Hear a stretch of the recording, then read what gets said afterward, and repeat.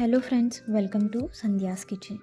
ಊಟಕ್ಕೆ ಏನಾದರೂ ಅಡುಗೆ ಮಾಡಬೇಕಂತ ಯೋಚನೆ ಮಾಡ್ತಿದ್ದೀರಾ? ಹಾಗಾದರೆ ನಾಲ್ಗೆಗೆ ರುಚಿ ಕೊಡುವಂಥ ಹಳ್ಳಿ ಶೈಲಿಯ ಸಿಂಪಲ್ ಬದನೆಕಾಯಿ ಚಟ್ನಿ ಈ ರೀತಿ ಮಾಡಿ ತುಂಬಾ ಚೆನ್ನಾಗಿರುತ್ತೆ. ಈಸಿ ಕೂಡ ಮಾಡೋದು. ಬನ್ನಿ ಹೇಗೆ ಮಾಡೋದು ಅಂತ ನೋಡೋಣ. ಫಸ್ಟ್ ಇಲ್ಲಿ ನಾನು 3 ಬದನೆಕಾಯಿನ ಈ ರೀತಿ ಸ್ವಲ್ಪ ಕಟ್ ಮಾಡಿಕೊಂಡು ನೋಡಿ, ಮಧ್ಯದಲ್ಲಿ ಈ ರೀತಿ ಕಟ್ಸ್ ಮಾಡ್ಕೊಂಡಿದ್ದೀನಿ. ನಾನಿಲ್ಲಿ ಸ್ವಲ್ಪ ದಪ್ಪ ಸೈಜಷ್ಟು 3 ಬದನೆಕಾಯಿನ ತೊಗೊಂಡು ಒಂದು ಪಾತ್ರೆಯಲ್ಲಿ ಹಾಕ್ಕೊಂಡು ಇದಕ್ಕೆ 3 ಹಸಿಮೆಣ್ಸಿನ್ಕಾಯಿ ತೊಗೊತಿದ್ದೀನಿ. ನಿಮಗೆ ಇನ್ನೊಂದು ಸ್ವಲ್ಪ ಖಾರ ಬೇಕು ಅಂದರೆ ಇನ್ನೊಂದು ಹಸಿಮೆಣ್ಸಿನ್ಕಾಯಿ ಹಾಕ್ಕೊಳ್ಳಿ. ಇದು ಎಲ್ಲ ಮುಳುಗೋವಷ್ಟು ನೀರು ಹಾಕ್ಕೊಂಡು ಬದನೆಕಾಯಿ ಸಾಫ್ಟಾಗಿ ಬೇಯೋ ತನಕ ಇದನ್ನು ಬೇಯಿಸ್ಕೊಬೇಕು.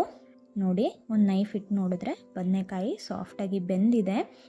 ಇವಾಗ ಸ್ಟವ್ ಆಫ್ ಮಾಡಿಕೊಂಡು ಇದು ತಣ್ಣಗಾದ್ಮೇಲೆ ಒಂದು ಮಿಕ್ಸರ್ ಜಾರಲ್ಲಿ 4 ಬೆಳ್ಳುಳ್ಳಿ ಹೆಸರು, ಸ್ವಲ್ಪ ಹುಣಸೆಹಣ್ಣು, ಸ್ವಲ್ಪ ಕೊತ್ತಂಬರಿ ಸೊಪ್ಪು, ನಾವು ಬೇಯಿಸಿಟ್ಕೊಂಡಿರೋವಂಥ ಹಸಿಮೆಣ್ಸಿನ್ಕಾಯಿ ಹಾಕ್ಕೊಂಡು ಫಸ್ಟು ಸ್ವಲ್ಪ ಗರಿಗರಿಯಾಗಿ ಇದನ್ನು ಗ್ರೈಂಡ್ ಮಾಡ್ಕೊಬೇಕು. ಇವಾಗ ಬೇಯಿಸಿರೋವಂಥ ಬದನೆಕಾಯಿ ಹಾಕ್ಕೊಂಡು ಚೆನ್ನಾಗಿ ಗ್ರೈಂಡ್ ಮಾಡ್ಕೊಳ್ಳಿ.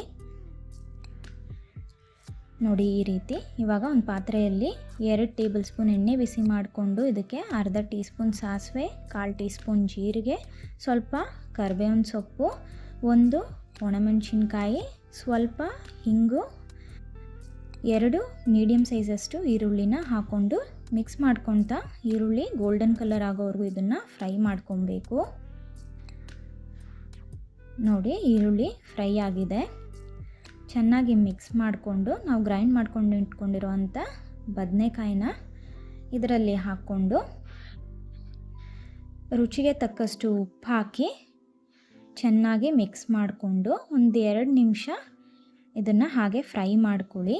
ಅಷ್ಟೇ, ನೋಡಿದ್ರಲ್ಲ, ತುಂಬ ಸಿಂಪಲ್ಲಾಗಿ ಈಸಿಯಾಗಿ ಹಳೆ ಕಾಲದ ಅಡುಗೆ ಬದನೆಕಾಯಿ ಚಟ್ನಿ ರೆಡಿಯಾಗಿದೆ. ತುಂಬ ಸೂಪರಾಗಿರುತ್ತೆ.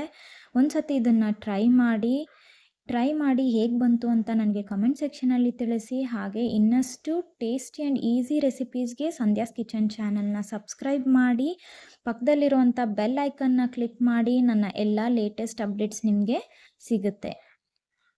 Thank you for watching.